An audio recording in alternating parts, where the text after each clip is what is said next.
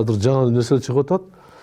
Эгерде Садыр Жапаров 14 октябрда премьер-министр кызматына бекиткен болсо, а жанагы соттолгону 21 октябрда чыгып турду. Демек, бекитип аткан мезгилде анын соттолгону алынган эмес болчу да. Бул мыйзам бузуусу. Ал ушул жигит айтып атпайбы, мен ошондо стабилизация кылыш үчүн баарын мойнума алдым. А мен жаран катары сурайм, эмне үчүн сен алып атасың мойнума? Кандай стабилизация болду? Аянтта тополоң болду. Анан ушул себептен мен кудамды ишке койдум стабилизация максатында деген бул бираз мындай жакшы эмес сөздөр да. Кантип эле кудасы УНА ишканасында стабилизация кылат экен же миграция маселеси боюнча агенттигинде. Ал бираз туура эмес да. Анын деле Өмүрбек Черкешевич кеңешме менесимде бар берип койгон. Эми анын укугу бар адам катары болот деп. Болбойт. Конституцияда так жазылган. Ким ушул кызматтын убактылуу милдетин аткарып атса, ал президенттикке бара албайт деп тыюу салынат да. Садырды мен чогуу депутат болгонбуз, мен бир аз таанып калдым Жапаровду. Ал жакшы жигит деп койсом адашпайм, бирок президенттик кызматка жеке менин пикирим боюнча бир аз даярдыгы жетпейт. Жанагы Садыр Жапаров ИО президент болгондо райым берип 200дөн ашык адамдарды чыгарды түрмөдө. Ал ким? Кимиси кандай кылмыш менен турган? Тизме айтылган жок. Дайын жок. Эгерде соттолгондо жабылган болсо, погашение болсо, анда боло берет.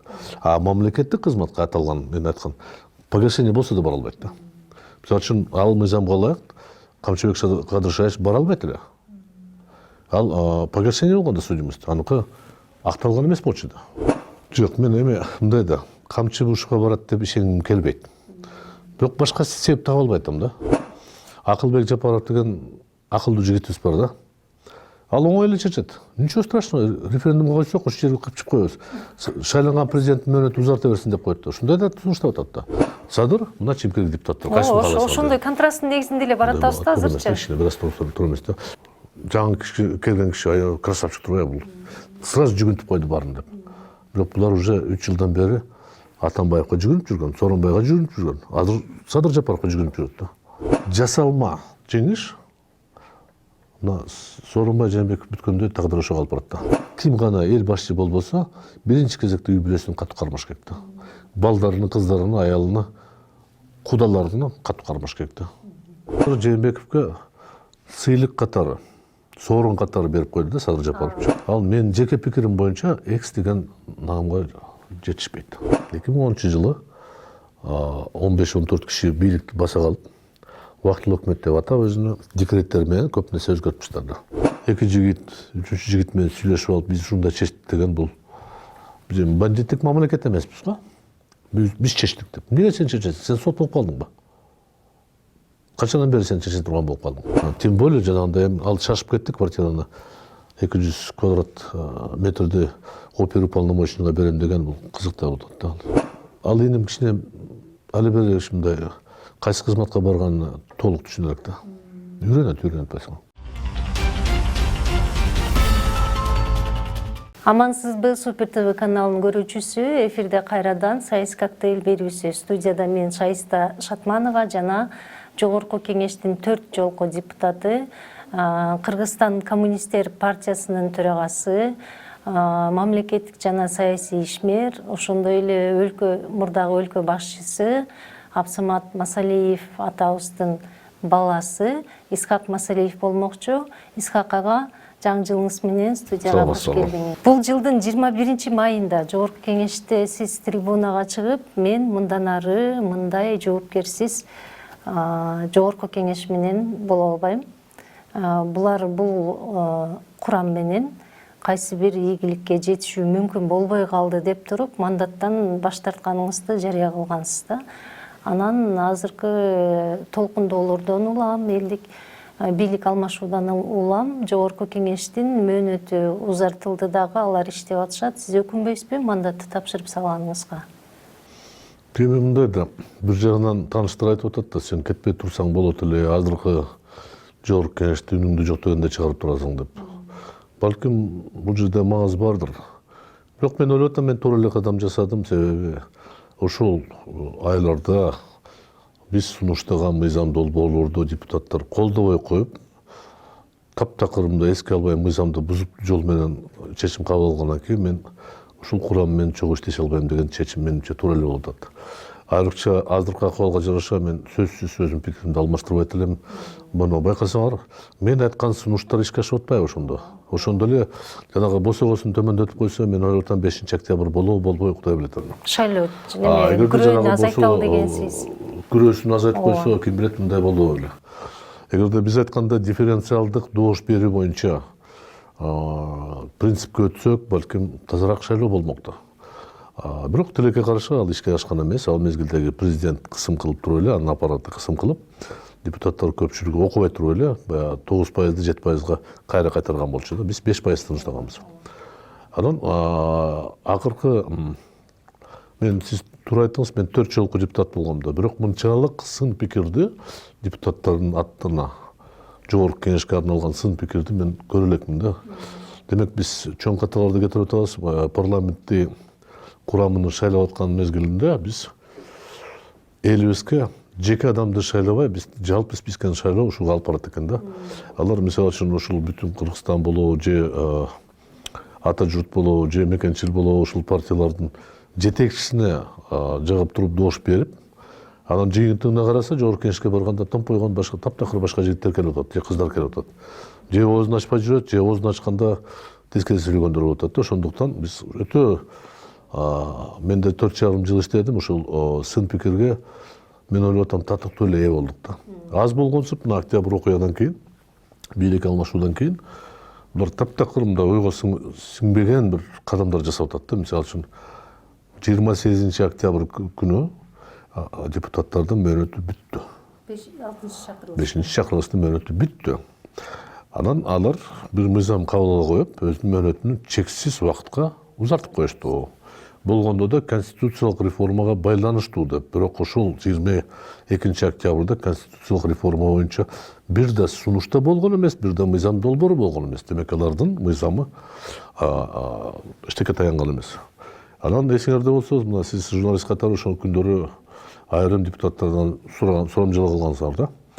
Айлык керек болсо албайбыз дейт. Жакшынакай эле алып атат айлыкты. Болгондо да премиальный баарын алып атат. 70-80 миңден алып атат, үнчүкпай алып атышат. Мен салык төлөөчү катары мен ачык эле айтам, мен ушул курамыны 5 жылга шайлагам. 5 жылда бир күн отурбаш керек. Менин акчам мага кетпеш керек. Бирок уят деген, намыс деген жоголуп баратат азыр акыркы күндөрү, акыркы жылдары. Бул жерде балким тиричилик болгондор да депутаттык мандат өтө оор болот, аны чыдаш. Ошол мезгилде калыстыкты, мыйзамдуулукту сакташ өтө оор болот. Айрым менин кесиптештерим бүгүнкү күн менен жашап, мына мен өзүмдүн мөөнөтүмдү узартып койдум, дагы 5-6 ай отуруп турайын. Мамлекеттин эсебинен акча айлык алып турайын. Анан кандай бир депутаттык наам сактап калам деген көрүнүп турат да. Ошондуктан мен ката кетирген эмесмин деп ойлоп атам, мен туура эле кеткен болушум керек да. Себеби ал кишилер мен чогуу иштегенден кийин мен айта турганды бетке эле айтып чыгып кеткен туура эле деп эсептейм да. Сиз ошол мандатты тапшырууну чечтим деп айткан күнү депутаттык корпуска карата сыныңызды аны менен кошо өкмөттү дагы сындагансыз да. Өкмөт менен иштешүү конфликттер болгонун, мыйзам долбооруңар каралбай жатканын бир нече айлапчы. Анан сиз ага чейин 19-жыл болуш керек эле ал кездеги премьерди кызматтан кетиши керек деп сындаган болчуңуз да. Жана Мегакомго байланыштуу ызы чуулардан улам. Анан ошондо жеке бир мындай өч алуу тирешүү болуп калдыбы Абылгазиев менен сиз тараптан? Өкмөттү кетириши бул мындай катардагы депутаттардын жумушу деп эсептесе болот да. Мен алардын өздөрү берген отчетун карап туруп, биз бекиткен мамлекеттик бюджетти аткарбаган үчүн кетиш керек деп айттым. Өздөрү берген маалымат боюнча 80% жумуштарды аткардык, 20% аткарбадык деп. Мектепте болобу, көчөдө болобу, турмушта болобу, эгер мойнуңа алган милдетиңди албасаң, сен жоопкерчиликке тартылышың керек. Эч качан сенин жумушуң канааттандырылсын деп баа берилбеш керек да. Ошол принцип менен катышыбыз керек да. Андан тышкары аз болгонсу биз жылдын ортосунда ошол бекиткен бюджетти бир аз өзгөртүп, өкмөт сурангандай азайтып бергенбиз болчу. Бирок ошонун карабастан аткарылбады да. Демек өкмөт өзү мен аткаралбадым десе, алар кетиш керек да. Иштей албайт деген маанинде. Бул жерде жеке, мисалы үчүн Мухаммедкалый Абылгазиевке же бирөөгө эч кандай мындай сындай турган оюм жок. Өкмөт иштей албады деген сөз да. Биз бекиткен өкмөт. Биз парламенттик республика болгондон кийин жөнөкөй жарандарыбыз кайырмасы жок. Ишматов, Калматов, Нурматов болобу ким премьер-министр. Ага убагында айлык төлөш керек, ага убагында пособие төлөш керек, ага убагында айтылган курулуштар бүтүш керек деп. Туура өткөн жыл өтө татаал жыл болчу, жанагы тажы вируска байланыштуу татаал жыл. Бирок ошону карабастан деле биз жалпы милдеттерибизди өкмөт аткарыш керек жарандардын алдында. Себеби жарандар өзүнүн милдетин так аткарат. Салык төлөбөсө штраф коюлат ага. Эгер убагында тартипти сактабаса кандай бир чара колдонот, эмне үчүн өкмөткө же жогорку кеңешке кандай чара колдоно албайбыз? Мен ойлоп атам, бул адилеттүүлүктүн кадамы деп эсептеш керек. Ошондуктан сиздин пикирди туура кабыл алыш керек. Эгерде мамлекеттик кызматкер эптей албаса, ачык эле айтыш керек, колунан келбейт экен. Келгиле башканы табалы, балким ал жакшыраак иштейт депчи. Октябрдагы элдик толкундоолордон кийин ушул биз саясий кризис жаралды дешип, жогорку кеңеш мөөнөтүн узартып алды. Убактылуу премьер дайындалды. Ал адам өлкө башчынын да милдетин аткарып калды убактылуу. Ошол кризистен чыгуунун башка бир мыйзамдуу жолдору бар беле? Кризис деле болгон эмес. 4 октябрь шайлоо бүткөндөн кийин жыйынтыгы алдын ала чыкканда аянтта миңдеген адам жыйналды. Негизги капыл тарынганы, өтүшкөнү бир гана нерсе. Шайлоо сатып алуу административдик ресурс менен пайдаланып туруп, эки партия 91 малдан алдан бул калыстык эмес, таза эмес деген талап менен чыккан. Эч кандай Ташиев же Садыр Жапаров бийликке келсин деген талап болгон эмес. Ошондо ошол жерде 13 партиянын өкүлдөрү топтолуп аянтта ушул каттуу сөздөрдү айтып туруп, келгиле шайлоону жокко чыгаралы деп. Айтып кетпесем болбойт, бүтүн Кыргызстан мен анын тизмесинде болгом да. Алар 7%дан ашып туруп, уже депутаттык мандатка татыктуу жеткенден кийин деле Мадумаров аянтка чыгып айткан. Биз деле каршы эмеспиз. Мейли жокко чыгарсын, кайра шайлоо болсун. Кол коюп берди ал киши. Кол коюп берген баарына. Биз толугу менен колдоп атабыз. Бирок ал жерде ошондо кол коюлган кагаздарда бирде кишини мына жерге отуруз дегенде болгон эмес. Мен ойлоп атам, эгерде президент буйртмасын берип туруп, ошол күнү эгерде шайлоонун жыйынтыгын жокко чыгарып, борбордук шайлоо комиссия таза чечим чыгарып койсо, балким жаңы шайлоо болуп кетмек. Бирок ошол күнү өтө кызыктуу болуп калды, парламентке шайлоо болмок да. Ошол күнү кызыктуу болуп калды. Эмнегедир милиция кызматкерлери жөндөн жөн эле биздин балдарыбызды тепкилеп, аянттагы балдарды. Кандай бир провокация кылгандай сезилип атат. Азыр эми ушундай карасак, тиги Бөкөнбаев Москвский көчөгө чейин айдап, бир кишини кармабай, тепкилеп кубалап, анан кайрылып кеткен. Демек мен азыр түшүнө баштадым. Бул атайын жасалган кадамга окшоп кетип баратат да. Жаш балдардын ачуусуна тийиш керек болчу. Андан кийин кечирээк ал жигиттер кайрылып келип, анан мен өз көзүм менен көрдүм Дзержинский бульварында, Эркиндик бульварында аяктан бияктан топтолгон жигиттер турчу да. Алар бир замат тура калып барып ак үйдү алышты да. Демек бул азыр эми кандай бир даярдалган сценарий болуп окшоп кетип атат да. Анан мен бүгүнкү күнгө чейин эч түшүнө албайм. Кантип 3 жигит келип туруп президентке кирип, эмне гана сөз айтты ал арызын жазып кеткенге. Ошого чейин Феликс Куулов, Роза Отунбаева жана башкалар кирип туруп, Сооронбай Шариповдон сурап турду, ай, жок дегенде шайлоо бүтмөйүнчө кетпейсиңби? Туруп турбайсыңбы дегенде, болуп тур деген, кетпейм эч жака деп. 15 мүнөттөн кийин 3 жигит келип туруп, ага бир сунуштама берген окшойт. Ошол замат жазып берген да. Бул чоң табышмак деп койсок болот да. Муну кийин билебизби, билбейбизби деп айта албайм. Бул ушу 4 киши билген нерсе да. Бирок баары бир чыгат ал. Эртеби кечпи чыгат. Анан бул жерде биз аябай туңгуйга кирип кеттик да. Аз болгонсуп ушул премьер-министр бекитебиз деп, мейли беките берсин, маселе жок. Эгерде мыйзамга дал келсе. Мына азыр жаңы нерсе чыгып атат. Эгерде Садыр Жапаров 14 октябрда премьер-министр кызматына бекиткен болсо, жанагы соттолгону 21 октябрда чыгып турду.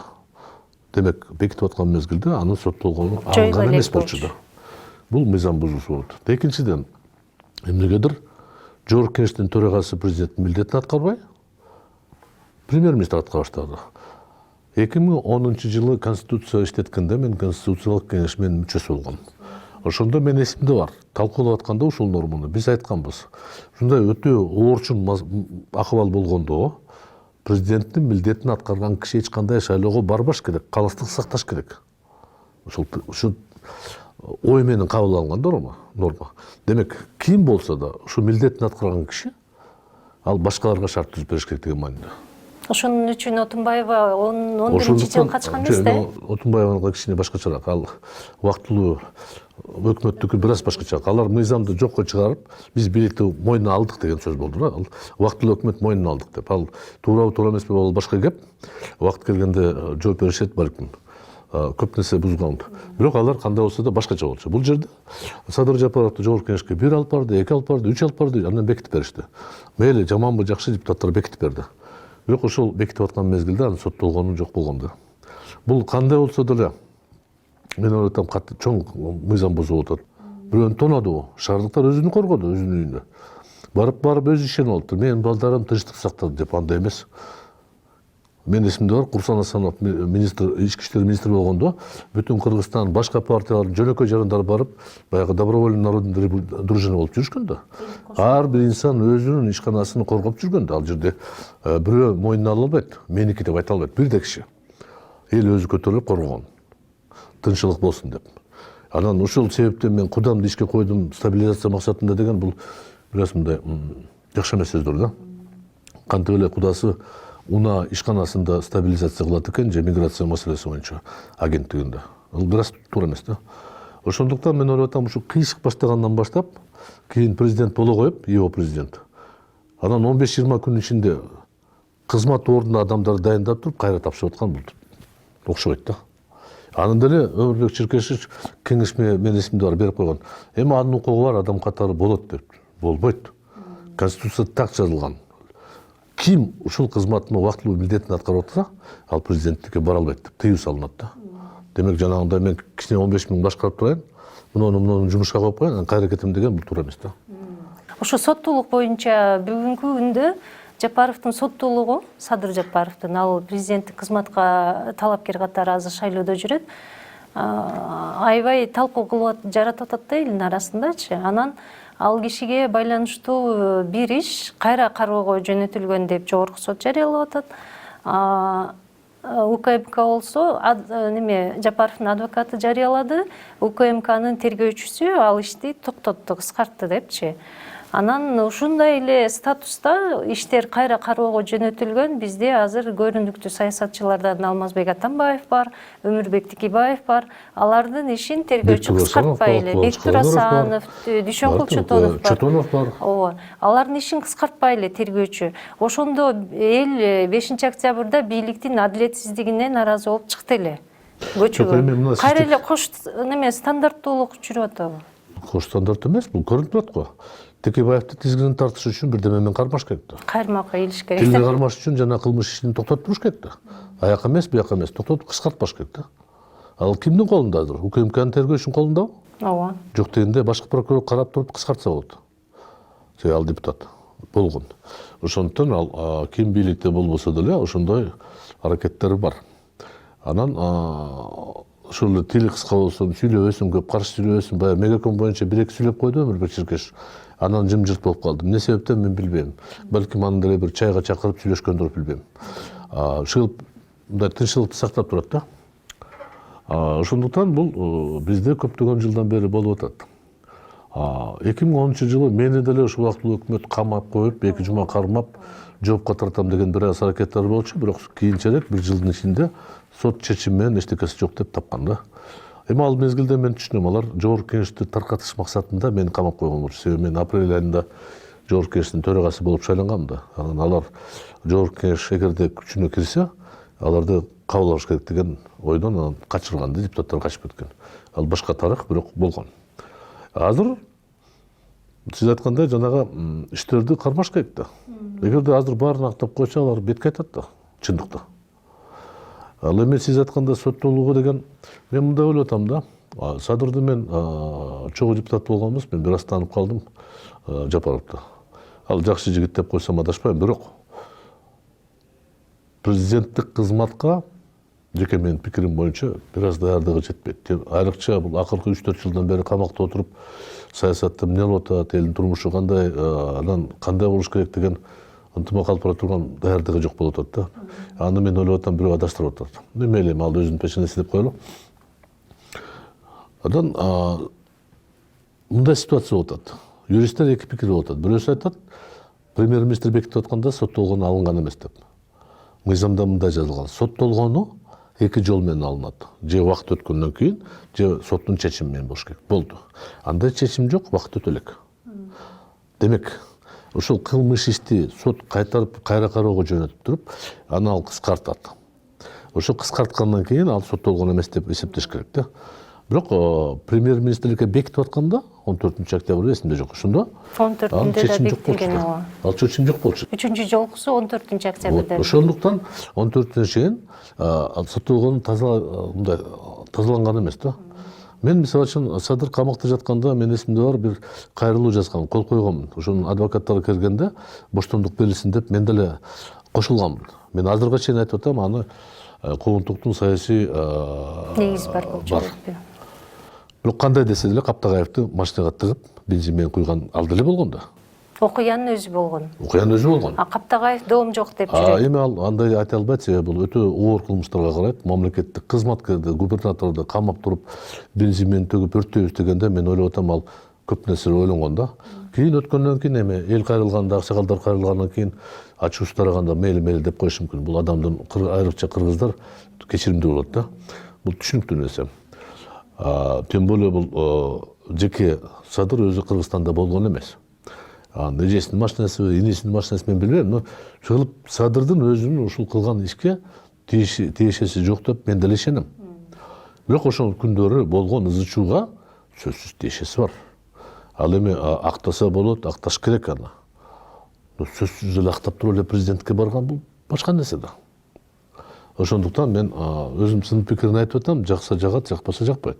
Бирок аксакал башым мен айтат элем, бир аз токтоп турса болот эле. Өткөндө Феликс Кулов абдан жакшы сунуш берди. Эгерде сен мамлекетте турмушту өзгөртөм десең, салым кошом десең, ушу премьер-министр болуп иштей бер.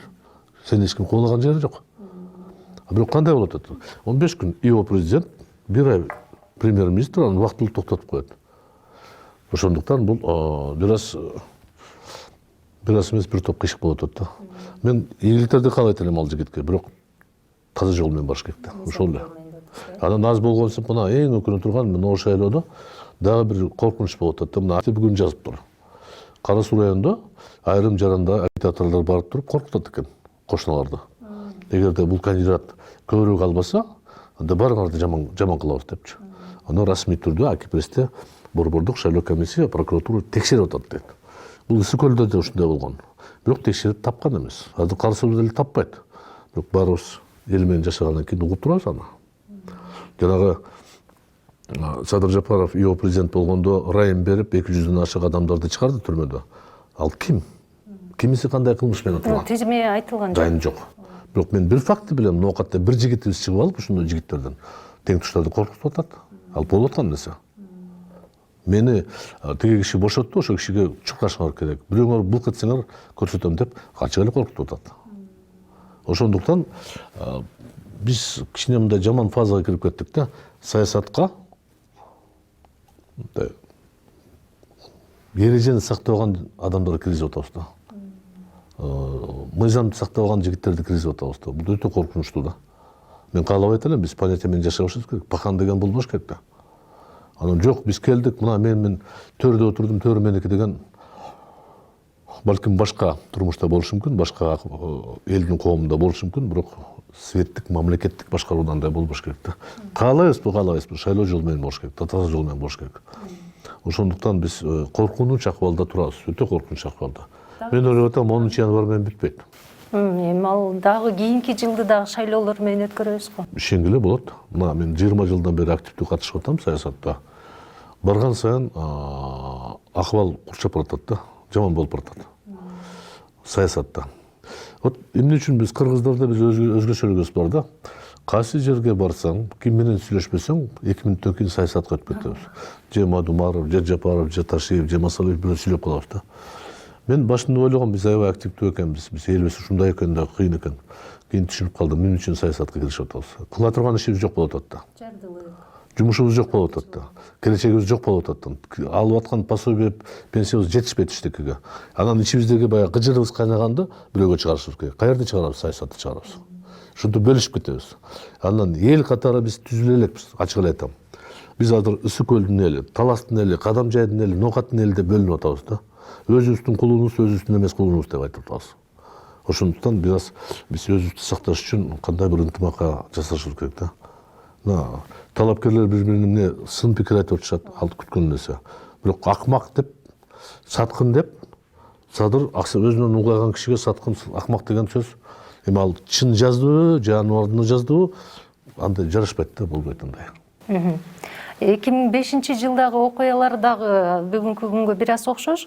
Жок, башкачараак. 2005-жылы негизи туура эле болгон 38 округ боюнча чыр чыккан да. Ошондо мен депутатка койгон элем, мен өткөмүн экинчи турда. Бирок ошондо баарыбыз топтолгондо элдик фронт болчу. Алдын ала күздө түзүлгөн болчу. Анын башчысы Курманбек Бакиев болчу. 6 партия кирген болчу. Күздөн баштап, анан топтолуп урушуп, мартта ушул жака аянтка чыкты да. Мен ачык эле айтам, ал жерде Акаев кетсин деген талап болгон. Бирок бир нерсе биз күткөнбүз да. Эгер Аскар Акаев чыгып туруп, мына 38 округ боюнча шайлоону кайрадан өткөрөм, мен кийинки мөөнөткө президенттикке барбайм десе, аны эч ким кубалабайт эле. Басылат беле. Бирок ал кетип калды да. Коркуп, аны алдадыбы, кандай болду, мен билбейм, качып кетти. Ага коркунуч болгон эмес. Көп болсо сөгүз жарыялайт эле да. Ошондуктан ал башкачараак. Ал жерде чын айтканда март 2005-жылы абдан мындай кандай бир шаңдуу болду деп айтса адашпайм да. 2010-жылы башкача кылган. Кандуу болуп калды. Мен эмнени айтайын деп атам, сурайын деп атам. Кулов ошол маалда абакта жаткан болчу, анан элдин толкуну барып аны чыгарып келип, анан кийин өкмөт болуч жерлер барып алып чыккан. Өкмөт башчы болду. Ошондо ал кишинин соттуулугу жоюлгандан кийин болду эле, ошону сурайын деп атам. Жок, аныкы башкачараак. Ал ошол жактан келгенде, ал юрист эми. Ал абактан чыккандан кийин жогорку сотко арызын берип, жогорку съезд расмийлерди карап туруп, жаңы жагдайларды карап туруп чечим чыгарган болчу да. Андан кийин өкмөт башына келди эле. 3-4 айдан кийин премьер-министр болду. Жана президенттик шайлоого экөө чыга калганда, Бакиев менен Кулов чыкканда, экөөбүз сүйлөшүп тандем болобуз деген да. Ошол. Мен эсимде бар, ошондо Куловдун тарапташтары капа болушкан, Бакиевдин тарапташтары капа болушкан, аны кошулба деп. Бирок экөө балким туура кылгандыр, ошо мезгилде бөлүнбөй, экөө кошулуп барган туура болгондур да. Ошондо ал башкачараак болчу. Ошондо көптөгөн кишилер абактан чыккандар жогорку сотто тартип менен арызын берип, жаңы жагдайларды негиздеп, күндүзү мыйзамда айтылган, түн эмес. Анан акталган. Анан бир аздан кийин алар жанагы жогорку кызматка коюлган болчу да. Анан жана биз айткан соттолгон киши иштей албайт, мамлекеттик ал нормалар кийинчерээк кирген болчу. Ал мезгилде мындай так жазылган эмес да. Көп нерсе кийинчерээк мына 15 жылдын ичинде кошулганда соттолгон мамлекеттик кызматка бара албайт. Кээ бир кызматтарга бардыгын эмес. Ал соттолгон киши коргоо органдарга бара албайт, бажы кызматына бара албайт, салык инспекцияга бара албайт. Депутаттыкка эгерде соттолгону жабылган болсо, погашение болсо, анда бара алат. Мамлекеттик кызматка аталган, мен айткан, погашение болсо да бара албайт да. Мисалы үчүн ал мыйзамга ылайык Камчыбек Кадыршаевич бара албайт эле. Ал погашение болгондо судимость, аныкы акталган эмес болчу да. Ошол заматта. Азыр мен билбейм, соттун балким уже актап койгон, бирок эсиңизде болсо 2015-жылга чейин мен эсимде бар, Алмаз Шаршенович айтканда, эми жаш жигит тентектик кылып койду, эми кечириш керек деп, аны погашение кылып койгон сот. Шайлоого барар маалда. Анан ал шайлоого барды, бирок башка себеп менен аны Калиева кандидаттыгын алып койгон. Бирок ошондой кишилер соттолгону болсо, кийин погашение болсо деле коргоо органдары иштей албайт деген норма. Ошо Калиева жөнүндө сиз бүгүнкү берүүгө буга чейин Садыр Жапаров катышты эле. Мен ошо Ташиев менен УКМК менен сот тармагынын учурдагы тиреши ошо Калиеванын ошол ишти караганынан улам бир өч алууга өтүп кеткен жокпу десем, Калиева караган эмес деген жооп алдым да менчи. Жок, мен эми мындай да, камчы бушка барат деп ишенгим келбейт. Бирок башка себеп таба албайтам да. 2015-жылы мунун талапкерлерин алып таштап атат, ошондо Калиева караган да. Эми өчү болушу мүмкүн. Бирок мен ойлоп атам, өчү башкада болуп атат да.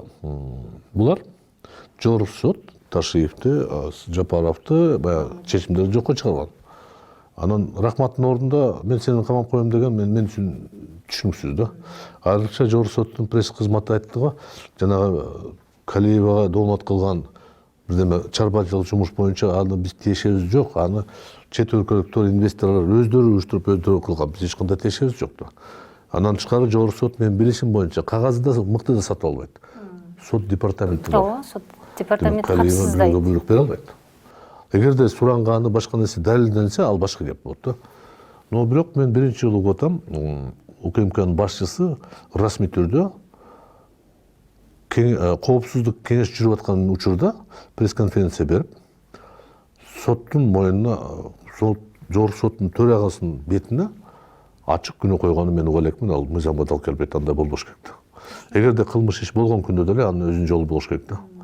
Анын алдын ала мен сени камайм деген бул жаштык деп койсом болот да, сен түшүнбөстүк да. Негизги максат түшүнүктүү, ал жерде соттордун калган, эгерде Кыргызстанда 800 сот болсо баарын ордуна коебуз дейт да. Биз Жогорку соттун төрагасын коркуткандан кийин силер кимсиңер деп, мындан ары биздин чечимдерди аткарасыңар деген ачык эле коркуу. Мен ачык айтам. Аткаруучу бийликке кирет да УКМК. Сотпу? Жок, аткаруу бийлигине мындай Конституция кабыл алганы бул президенттин дайындай турган кызматы, бирок аткаруу бийлиги. Аткаруу бийлиги сот деген сот бийлиги өзүнчө үчүнчү бийлик алчу. Ошондо сот бийлигине эч ким киргизбеш керек. Экөө тирешет. Эгер кылмыш жасаса, эгерде кылмыш байкада туура эмес иш кылса, анда өзүнүн мыйзам жолу бар да. Бирок пресс-конференция чыгып туруп, мына эртең камайм деген бул тарыхыбызда болгон эмес нерсе. Ошол эле мезгилде Раим Матраимов, Камчы Көлбаев и Калиева үчөөнү камайм деген бул түшүнбөйм. Бул сот эмес да. Анан кийин аз болгонсу Раим берген квартираларды биз бөлүшөбүз деген. УКМКнын кызматкерлерине беребиз деп. Камчынын көп нерсе түшүнбөй турса шашып кетет да. Эгер азыр 10-январда өтүүчү референдумда биз өлкө президенттик башкаруу жолун тандап калчу болсо, демек ошого ылайыктап конституция өзгөртүш керек болот. Конституциянын негизинде кайра өлкө башчысын шайлайбызбы? Эмне болот ал жагы? Муну демилгечилерге суроо берсеңер, алар жооп бере албайт да. Акылбек Жапаров деген акылдуу жигитибиз бар да. Ал оңой эле чечет. Ничего страшного, референдумга койсок, ошол жерге кыпчып коебуз. Шайланган президенттин мөөнөтү узарта берсин деп коет да. Ушундай да сунуштап атат да. Бирок ал туура эмес да. 10-январда сиз аябай чоң маселе көтөрдүңүз. Биз шайлаган президент кызматына паланча укуктар тийиштүү. Ал эми ошондон кийин биз өзгөртүп, конституция өзгөртсөк, анын укуктары башкача болуп калат. Чоңоюп кетет. Демек биз кайрадан шайлоо өткөрүшүбүз керек. Өлкө башчысын кайра шайлаш керек болот. Эгерде ким жок, биз шайланган президент мөөнөтүн автоматически узартып коебуз деген бул дагы бир кыйшык болуп калат да. Андай болбойт да. Мен шайлоочу катары ушул президенттик кызматта ушул укук менен шайлап атам. Анын орто жерде силер укукту өзгөртүп коюп, мен дош менен автоматикалык түрдө болбойт ал. Кайра шайлаш керек да. Ошондуктан мен бул шашылышты бир аз ойлонуп турам. Мен ойлоп атам, конституциялык реформа токтоп калат. Мейли референдумда болсун. Көпчүлүк эл сөзсүз албетте президенттикин шайлайт. Мисалы үчүн мен деле ошого кошулат элем. Бирок добуш берген алдында мен билишим керек да, кайсы форма кандай экен, кайсынысы кандай экен. Жок дегенде мага түшүндүрүп бергиле. Биз жөн эле айтып атабыз. Мына Садыр, мына чимкирик депутаттар. Кайсын каалайсыңар? Ошондой контрасттын негизинде эле баратабыз да азырчы. Бир аз туура эмес да. Бул жигитибиз аябай таптаза, бул жигитибизге укук беришибиз керек, буларды кетиришибиз керек деп. Андай эмес да. Анан көпчүлүк депутаттарды сындап атат, конституция өзгөрт. Конституцияда депутаттар жөнүндө 2 сөз бар. 120 депутат пропорционалдык системаны шайланат, шайлоо тартиби мыйзам менен бекитилет деп коет да. Демек биз мыйзамды бекитсек болот. Ошол жерде биз сунуштаган дифференциалдык добуш берүү, босогосун түшүрүү, ал мыйзамда эле жазыш керек да. Конституцияга эч кандай тиешеси жок. Конституция азыр талаш бир гана бийлик. Мен муну дайындайм. Негизи ой жүгүртө турган жакшы эле ой болуп атат. Бирок өтө шашылыш түрүндө анан кандай болот мен билбейм. Хорошо. Жана конституциялык кеңешме али бери ишин бүтө элек. Анан кайсы иш кылып атат алар? Кайсы мыйзам негизинде кылып атат? Эч кандай мыйзамга дал келбейт да. Болгондо да конституциялык кеңешменин башчысы башынан айтты. Биринчи күнүнөн баштап концепция өзгөрүлбөйт. Демек эмнени талкуулап атасыңар өзгөрүлбөсө? Сунуштаган концепция калабы? Бирок конституциялык кеңешменин мүчөлөрү менен мындай тегерестөө чыкканда алар айтып атат, биз муну сунуштадык, бул жерде өзгөрүлдү, бул жерде өзгөрүлдү. Бул жерде кызыктар болуп атат да. бир аз тескери болуп калды. Эгерде конституциялык кеңешме түзүп туруп 200-300 адамдан түзүп бир долбоор чыгарып депутаттарга берсе анда түшүнүктүү. А биз болсо эми калп эле депутаттар жазгансыз болуп, аларды түшүрүп биз аларды ушуну талкуулап атат. Кантип талкуулайт аны? Ошондо неме арабаны аттын алдына кое алгандай Кеп көрүнүш ушундай болуп болуп атат. атат. Мейли талкуу болуш керек, мен каршы эмесмин, мен деле макулмун. Анан айтып атат, эми кааласаң кирсең болот, анан андай болбойт да бул. Жок дегенде жарыялап туруп урматтуу жарандар, ким конституцияга кызыкса, ким кайсы саясий күчтөр келгиле. Бир талкуулайлы, эки вариант талкуулайлы. Мына парламенттик болот, мына президенттик болот. Кайсынысы кандай болот? Ким кимди көзөмөлдөйт? Кайсы учурда жоопкерчилик болот? Баарын чыгарып туруп, эки вариантты чыгарып туруп, мына элге коюп койсок, тандагыла деп коюш керек да. Ошондо мен бир сөз айта албай элем да. А биз болсо бир вариантты аны депутаттар бирден баш тартып атса, долбоор демилгечилер. Кызык болуп атат да. Демек, мен кичине өзүм жеке пикирим бар, бул конституциялык реформа деген бул элди алаксытыш, президенттин талапкерлеринин атынан алыстатып, ушу жерде талашып отуруп алсын саясатчылар. Тилекке каршы ошол ишке ашып атат. Биз отуруп талашып отурабыз. А негизги ал эмес. Негизги биз 10-чы январда кимди шайлайбыз өлкө башына. Кеп ошондой болуш керек да. А конституциялык реформа Мадумаров шайланабы, Садыр Жапаров шайланабы. Ишенгиле ал токтотот бир аз. Потому что анда шашылыш болбош керек. Жаңы жогорку кеңеш шайлагандан кийин болуш керек. Андан кийин сиз айткан сурооңузга кайтып келем. Жогорку кеңеш деле, президент деле кайра шайлабаш керек. Демек ал процесс 1 жыл, 2 жылга узартып, анан кичине бир аз акчабыз пайда болуп калса, бир аз өнүгүп калсак, акча топтосок, анда биз жаңы конституция ишке ашыртып, 2 жылдан кийин, 1 жылдан кийин бир кайра шайлоого барышыбыз керек. Башка жол жок. Биз парламенттик башкаруу менен мындай толук кандуу жашаган жокпуз да өлкөчү. 10 жыл жашагандай болдук го. Бирок эми парламенттин чечүүчү күч боло алган жок да. Эми сиз билесизби, мен ушул парламентте иштегенде 2 жолу парламентке кайрылганмын. Урматтуу кесиптештер, келгиле биз парламенттик республика айланалы. Өзүбүздүн күчүбүз менен Өкмөт куралы, өзүбүздүн милдетибизди мойнуна алалы. Президент биз менен тең турат, ал бизди башкарбайт. Өкмөттү биз бекитебиз, толугу менен биз бошотобуз. Демек бийлик биздин колубузда. Келгиле өзүбүзчө иштейли. СДПКнын төрдөн түшүрөлү деп айткам. Коридорго чыксам, депутаттар айтат, байке, сиз абдан туура айтып атасыз, бирок коркобуз дейт да. Эмнеге коркосуңар? Тияк көрсөтүп атат да. Тияк көрсөткөн кишилер катардыр. А мен ойлоп атам, эгерде ошондо кичине кулак салып, келгиле биз парламенттик республиканы иштетип көрөлү десе, балким бир аз башкача болуп калышы мүмкүн да.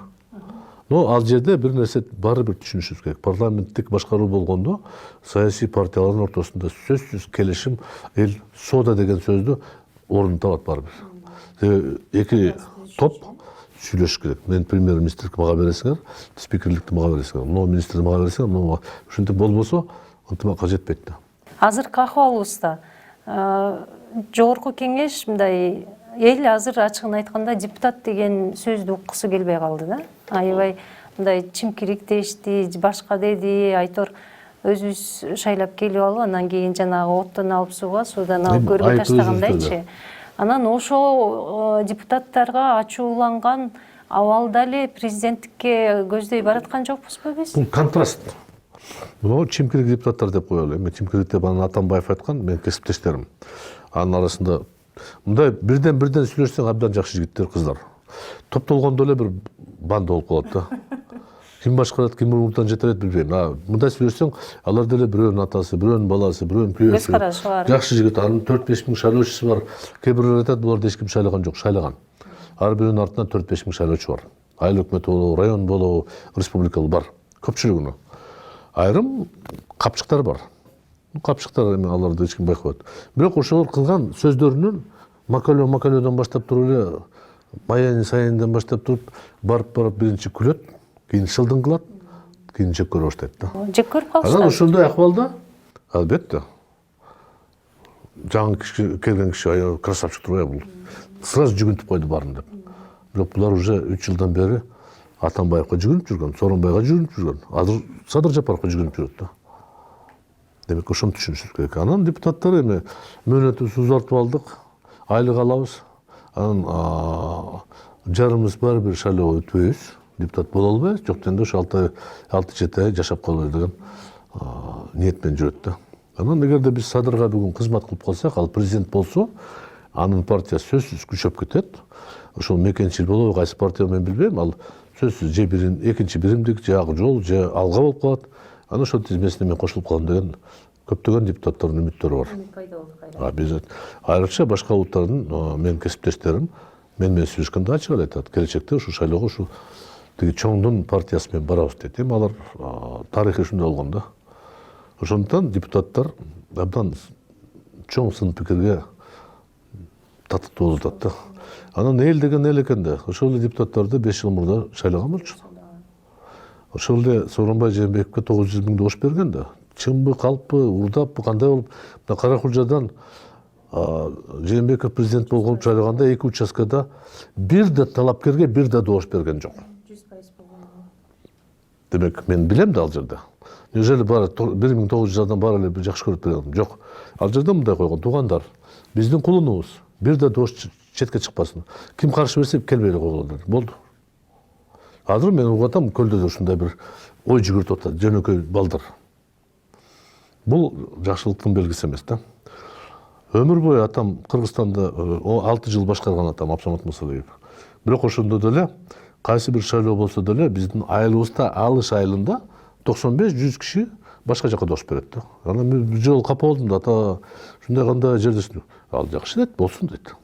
1500 адамдын арасына 100-200 адам башка бирөөгө берерсиң, маселе жок дейт. Тарыныч жок дейт. Демек, ким демократ болуп калыптыр? Абсамат Мусалиевичпи же кийинки демократтар бар?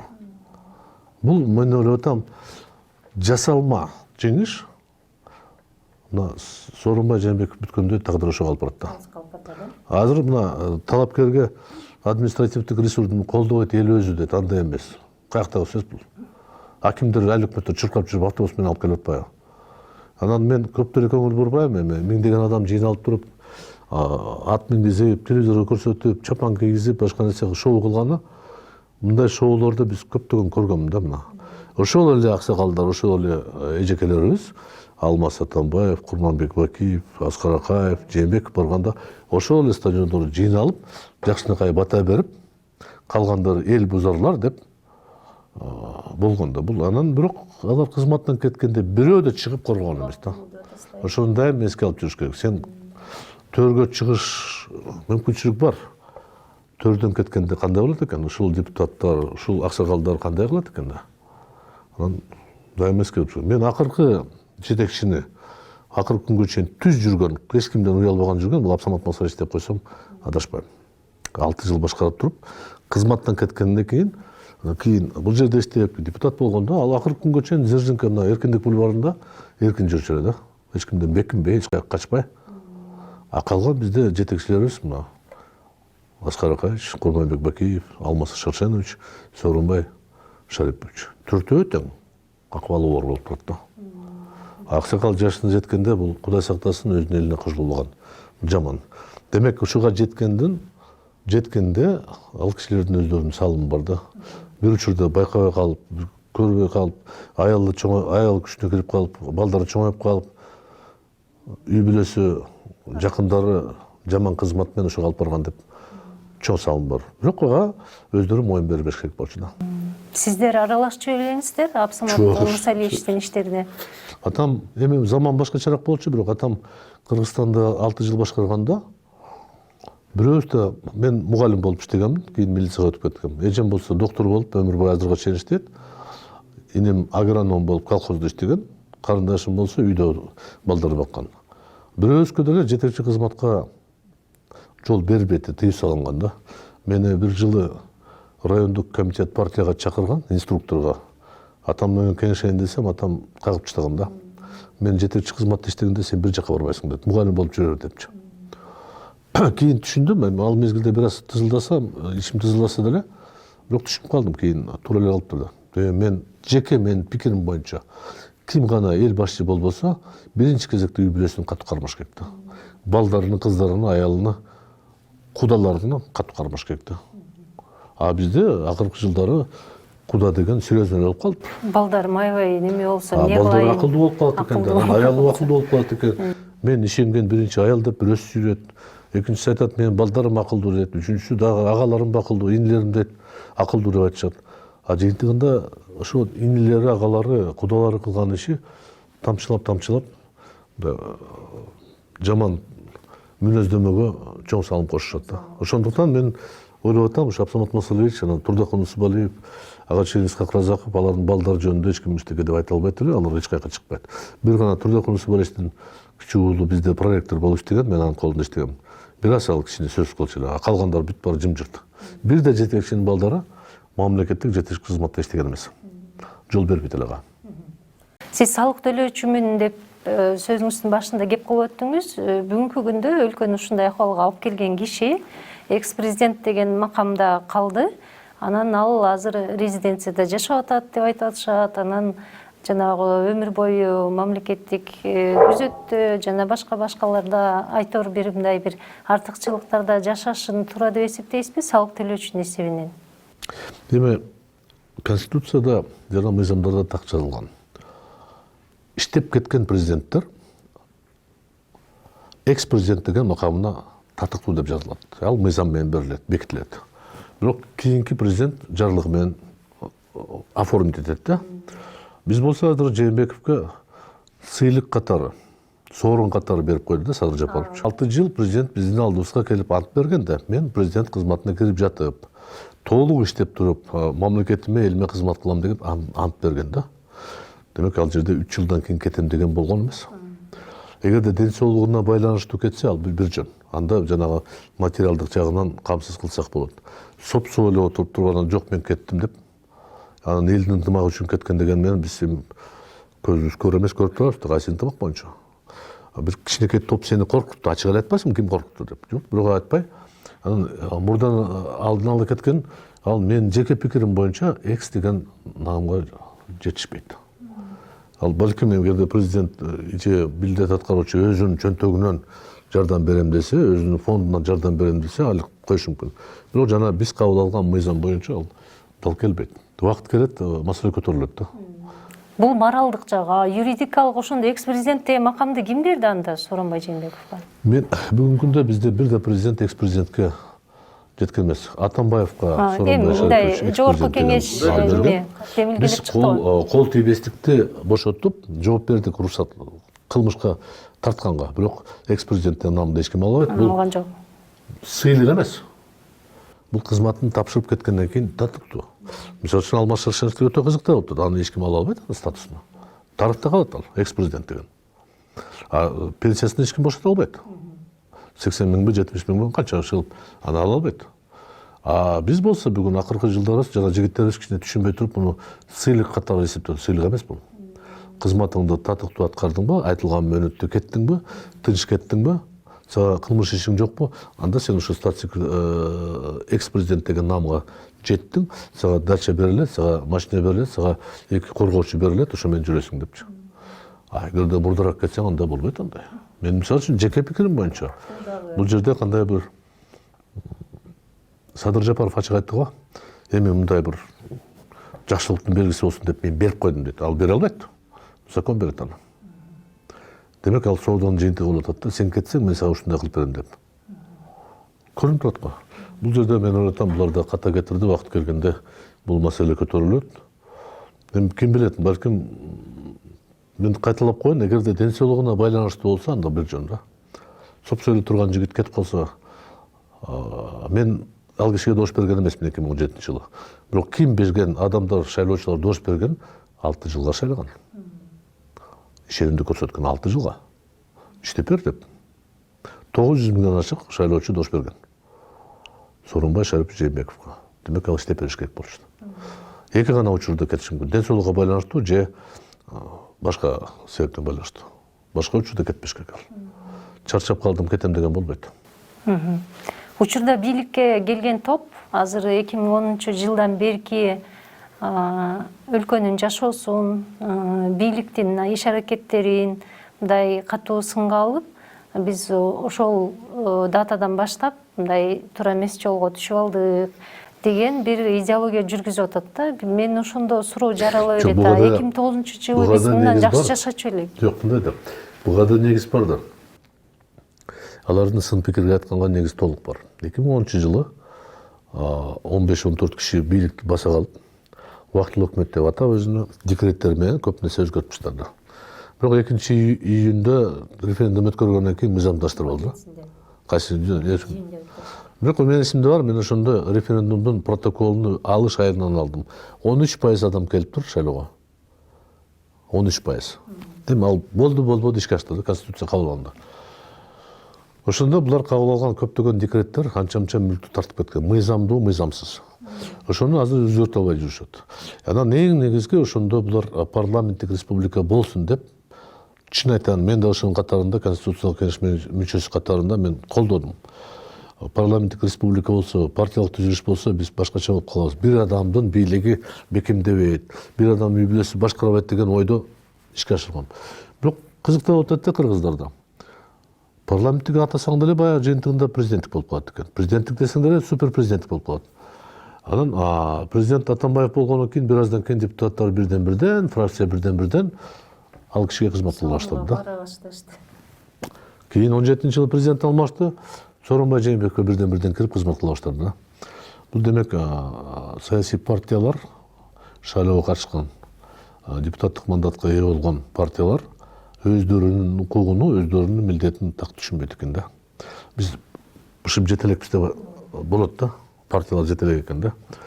Болбосо өзүнүн позициясын бекем кармаш керек да.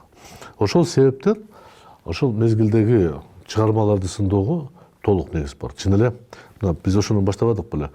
Каяка барсаң деле депутаттар тепкилеп атышат. Ошол себептен ичибизден кыжыр кайнап атат. Анан биз мурда жакшы болчу, бир депутатты шайлап койсок, жамандыкта жакшылыкта ошого кайрылабыз.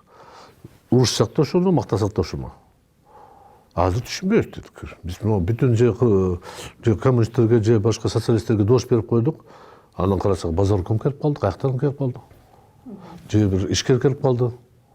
Биз аны шайлаган жокпуз да. Кимди шайладың? Сен ошо лидерлик үчүн дош бергенбиз дейт да.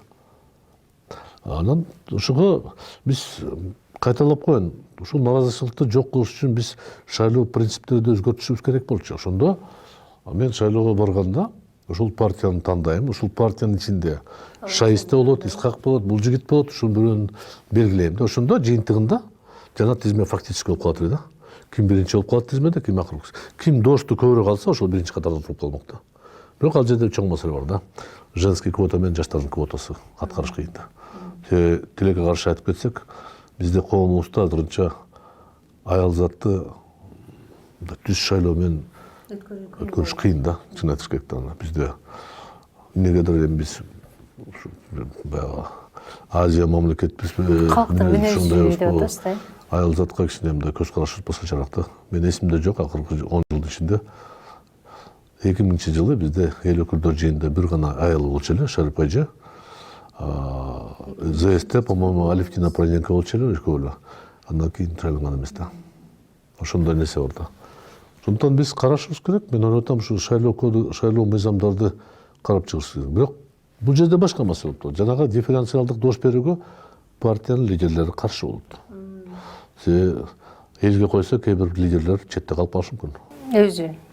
Албетте да. Анан кандай болот? Мен партиянын лидери болуп алып, мен 2000 дош ала албасам кандай болот мен лидер? Ошондон алар каршы болот. Анан жана тизмени алдына жылдырам, артына жылдырам. Татаал маселе да бул жерде. Ошондуктан бул жерде талкуулаш керек менимче, караш керек.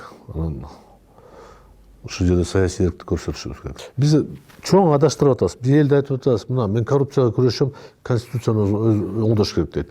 Мен дейт шайлоону таза болуш үчүн конституциянын тиешеси жок ал. Сен конституциялык мыйзам менен дайындай бер, пожалуйста. Шайлоону өзгөртө бер, башканы кыла бер, коррупцияга күчөтө бер укугуңду. Конституция тиешеси. Конституция бул кандайдыр бир айтканда, бул кичинекей эрежелер. Так, Кыргызстан эмне деген? Элдин ортосу, элдин бийлиги кандай болот, элдин байлыгы эмне болот, адамдын укугу кандай болот, адамдын милдети кандай болот, өкмөттүн орду, президенттин орду, жогорку кеңештин орду болду. Анан сот системасы сөзсүз. Болду, ошо негизги принциптер жазылат. Калган бүт баары мыйзамдар болуш керек да. Мисалы үчүн Великобританияда конституция жок. Алар мыйзам менен жашайт. Америкада 300 жылдан ашык бир конституция, жана 15 беренден турган 21 болду, өзгөрткөн жок. Калган бүт баары мыйзам менен иштеп атат да. Демек биз кыргыздар бир аз түшүнбөй калыппыз. Биз 5 жыл өткөн сайын эле конституция өзгөртөбүз деп. Анан канчалык биз майдаланып жазсак, ошончолук кыйын болот да. Ошондуктан биз ошону эске алышыбыз керек. Бул жерде майдаланып жазбашыбыз керек. Премьер-министр кантип шайлайт, кантип кетет деп жазып койсок, кийин бири-бирибизди мындай сындай беребиз да. Мен ойлойт атам, ал жерде жалпы принцип болуш керек. Мына өкмөт президент бекитеби же парламент бекитеби, анан мыйзам менен далилденет. Президент мындай шайланат. Шайлоо мыйзам далилдейт. Депутаттар 120 депутат болобу, 30 депутат болобу, 50 депутат болобу, мындай мыйзам менен шайланат деп. Ошондо шартка жараша биз мыйзамды өзгөртө алабыз. Конституцияны тийбеш керек да. Бир туруктуу болуш керек. Анан биз ал жака курултайды кылып көрдү. Президент дайындаган курултай жогорку бүткүл эл шайлаган президенттен жана жогорку кеңештен отчет алат экен. Бүткүл эл шайлаган президент, бүткүл эл шайлаган жогорку кеңеш курултайга жооп берет экен. Бир аз кыйшык болуп калды да. Курултай ошондуктан аны деле өзгөртүп атышат. Сын пикир болгондон кийин бир аз башкача болуп калды. Курултай керек, бирок курултайдын өзгөчө маселеси болуш керек. Ал конституцияда бар ал. Бирок мыйзамы так жок да. Эмне маселе боюнча карайт, кандай эрежеси. Ким келет, ким чакыртат деген.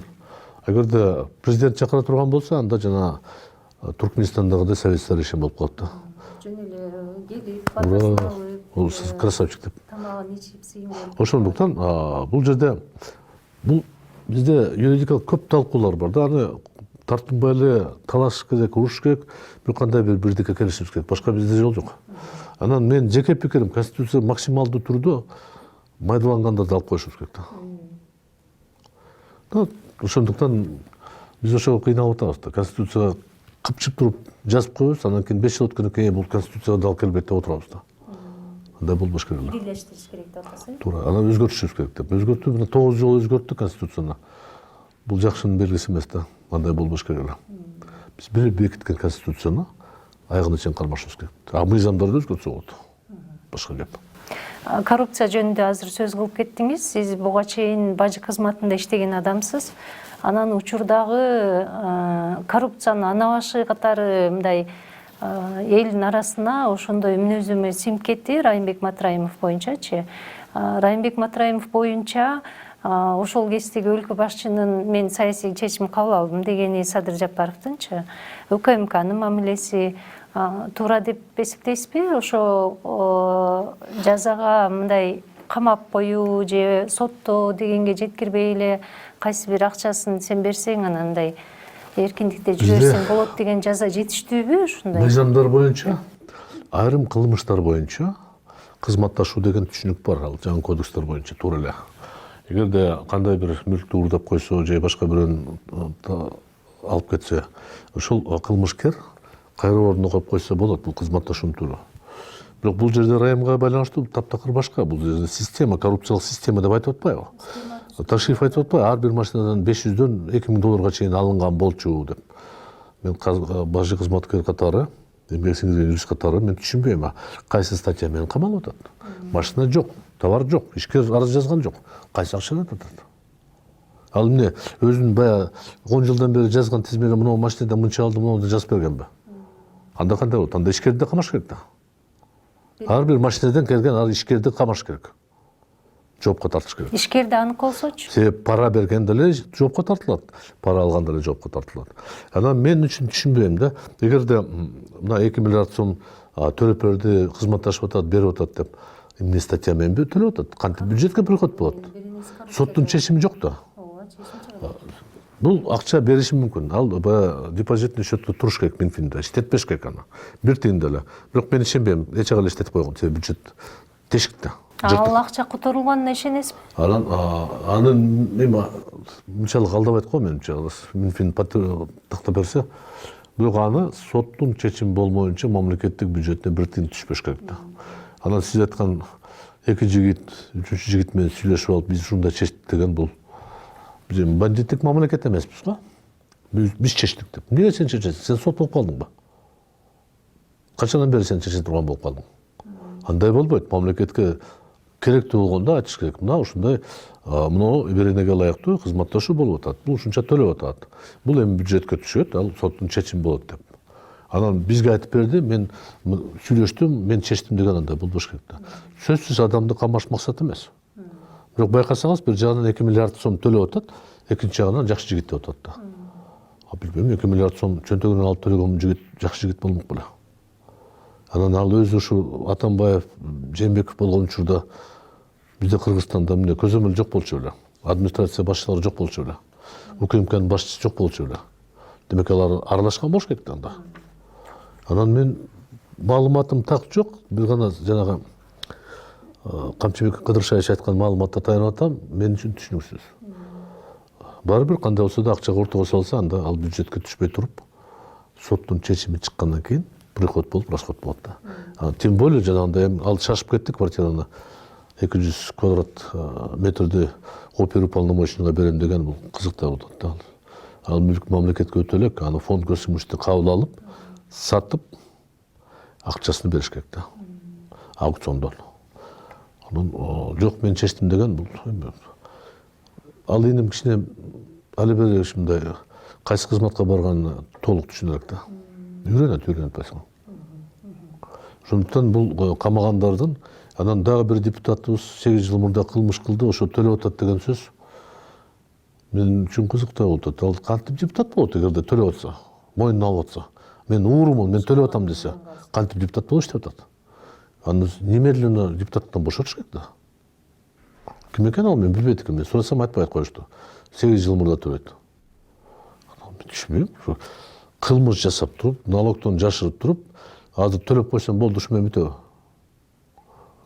Анда биз күнүгө автомобилине штрафтарды бергенде кечиришибиз керек да. 500 сом төлөбөсөң сени штраф төлөйт, а сен 8 жыл мурда миллионду уурдап туруп, бүгүн төлөп койсоң жүрө бер деген бул кайсы адилеттүүлүк болот. Ошондуктан мен ойлоп атам, азыр өтө кичине кызуучулукка берилип, ойлонбой сүйлөгөн учур болуп атат да. Эми 4-чү ирет революция болуп кетпеши үчүн учурда бийликте турган топ кечиктирбей эмнелерди кабыл алыш керек, эмне кадамга барыш керек? Мен ойлоп атам, жок, азыр аны айта албайбыз. Бийликке эч ким бара элек. Бийликке үмүттөргөн, аракет кылгандар бар. Сөзсүз эч ким бийликке келе элек. Бирок бийлик кызматына турган, бул мисалы үчүн ошонун командасы Мамытов, Ташиев жана башкалар биринчи кезекте калыстык сакташ керек. Калыстыкты бирөөнү тартпаш керек. Бирок тартат, дос деген досту тартат. Бул уже чоң катага кетип атат.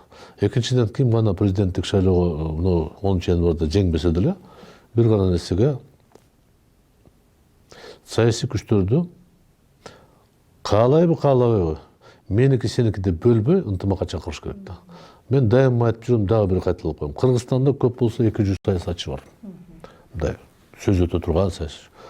Жок дегенде ушул дачадагы конгресс болду, баарын чакырып туруп келгиле, ким кантип тармак боюнча жардам бере алат. Чогуу бололу деп койсо, мен жанынан кетпей турат эч кимден.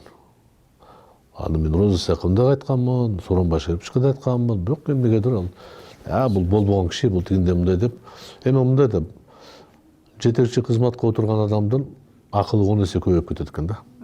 Бир замат эле. Баары түшүнө баштайт. Ал конституциядан баштап мектептин окуучуларына чейин түшүнө баштайт. Мал баккандан баштап ракетага чейин түшүнө баштайт да. Бул чоң оору. Ким президент болбосо деле, бир айда мындай байкап жүрсөңүз, уже мен билем деген сөз пайда болот да. Ошондуктан сиз суроо берсеңиз, мен айтат элем, ынтымакка чакыра турган жол оңой эле. Бирден чайга чакырбай, жалпы чакырыш керек да. Келгиле. Мен мына оюм ушундай, айткыла. Камчыбек досум жакпай атабы? Айткыла эмне себептен? Мында. Хорошо болуп турганда, Камчы сен досум тарынба, кел сен мага жетекчи болуп бересиң. Же ал жака чекистти коелу. Терроризммен күрөшкөн чекист керек. Жанагы шпиондорду кармаган чекист керек. Экономика кылмыштарды давайте КГБден алып таштайлы. Чегараны карап бериш керек. Ошондой жигитти коелу. Саясатка аралашпасын. Башкы прокурорго менимче жакшы эле жигит иштеп атат, но аны деле карап. Ошондо биз сүйлөшүп туруп ынтымакка келсек, менимче ынтымакка алып бара турган негиз көбүрөөк талашка бара тургандан. Биз талашка бир гана нерседен, сен кимсиң деген сөздөн баштайбыз да. Эми мен пикиримди айтып атам да. Ошондой болсо болот эле. Анан мына 4-5 талапкерлер ынтымактуу иштейбиз, күчтүү кошобуз деген бул жакшынын белгиси. Эми ал канчалык ийгиликке жатат, мен билбейм, но мисалы үчүн мен бир талапкерге болушуп активдүү иштеп атам, мен ал жеңишине ишеним бар, мүмкүнчүлүк бар, эгерде кандай бир коркунуч, коркутуу, бурмалоо жол болбосо. Коркутууга фактылар болуп атат да. Бирок бул ошол жол менен уткан күндө деле ал жеңиш узакка мөөнөткө болбойт да. Пайдалуу бекем болбой Жок, болбойт. Пир деген военачальник болчу эле. О, гректерде пир его победа деп, ал бир согушта жеңген. Бирок кийин эсептеп көрсө, армияны жарым жок кылып тастаптыр да. Ошондой болуп атат. Анан эң жаман нерсе бул биз азыр эмоцияга берилип, биздин жердештерибиз, туугандарыбыз баарыбыз тең жөнөкөй эле, ай бул красавчик деп дош берип алып, анан эртеси күнү өкүнүп жүрбөйлү деген ой бар да. Анан кетириш мен каалабайт элем, ар бир мамлекеттик кызматкер өзүнүн жолу менен так кетиш керек да. Мөөнөтүнөн мурда кеткен бул жакшылыктын белгиси эмес. 30 жылдын тарыхын карасаңдар. Бүт президенттер кечирип коесуз, бир гана Алмаз Шаршенович досуна президенттик шайлоо өткөрүп туруп тапшырып берген. Ал досу ага ак шумкар тапшырды. Бир тапшырган эмес, ыйгарылды. Бирок тапшырган эмес да. Анан бир аздан кийин камап койду. Ал Атамбаевдин деле аягы баары бир мындай сиз айткандай Масалиев Эркиндик бульварында мындай жашынакай басып жүрчү дегенге жетпей калды да аныкы дагы. Атамбаев деле адам да, аны деле башка айланат да. Ал өзү дайыма айтып жүрөт, мен да адаммын, мен да пендемин депчи. Конечно, сен адамсың. Ачуулукта чыгарат, анча-мынча алдап да койгон, анча-мынча саясатчыларды ордуна койгон болгон иш. Мен мисалы үчүн ал киши мамилем жакшы эле, мен билем ал буга ишенип алат, тигине ишенип алат, бул жигит жакшы деп. Жок кыйшык десең деле жок ишенет да. Ошондуктан ал кача албады бул катадан. Кайталам мурунку президенттердин катасына кете албады да. Таза иштеп берген, элди башкарып берген тилекке каршы бир гана ошо акыркы Сапсамат Мусаевич болгон да. Калган президенттер кичине жетекчи деген наамга чоң көлөкө түшүрүштү. Баары тең. И болочок президенттерден. Сиз жогорку кеңеш өзүнүн бийлигин пайдалануудан баш тартып койду деп атасыз да азыр? 2 жолу, сунуштадым. 2 жолу да. Өнүгүү прогресс менен шайланып келдиңиз сиз? 2015-жылы өнүгүү прогресс тизмесине киргем. Ооба. Өнүгүү прогресс жогорку кеңеште оппозиция боло алдыбы? Жок, болгон жок. Жок, болгон жок. Аны коалиция бузулганда оппозиция болосуң деп сыртка чыгарып коюшту. Бирок оппозиция болгон жок. Мында Кыргызстанда мындай экен да, жана президентке көз каранды деген ким оппозициялык фракция болбосо деле анын ичиндеги депутаттар бирден президентке барып кызмат кылат. Мына Атамекен фракция оппозициялык деп айтып атабыз. Ал жерде оппозициядан бир гана Текебаев менен Никитенко калды да. Калгандары эч ага эле чуркап жүрүшөт сөзсүз да. Ошондуктан эми Садык Шер болчу эле, бирок ал деле чай ичкенден кийин бир аз чыгармачылыкка кирип кетти. Эми ал баа бериш керек, ал чыгармачыл адам. Көптөн мындай саясатка киргизген, аралашкан жок. Бирок ошо оппозициячыл фракцияларда депутаттардын көбү лидерди укпайт. Лидер оппозиция болом деген күндө деле алар колдобойт. Өнүгүү прогресс партиясына тең бөлүшүп кеткен. Бир бөлүгү барып биринчи Алмаз Шаршеновичке жардам беребиз деп калды, кийинчерээк алар Сооронбай Шариповичке жардам беребиз деп калды. Демек ал Бакыт Төрөбаев ал жерде оппозициялык лидер болгон эмес да, боло албады. Бул жерде хотя мен экөөбүз сүйлөшкөндө мен бир топ жолу айттым, сенин позицияң оппозиция болушуң керек, сын пикир постоянно айтып турушуң керек. Кантип? Эгерде анын колундагы, анын командасындагы депутаттар аяка чуркап барса, орден медаль алып атса, сыйлык алып атса, президент аяка бияка чогулуп жүрсө, албетте алар бакыт укпай коет да. Ошондуктан бизде оппозиция деген бир аз идеологиябыз жок да. Шайлоо мезгилде ар кандай команда түзүлүп алат. Ошондуктан бизде оппозиция көпчүлүк деген наамдар мындай ат эле бар да.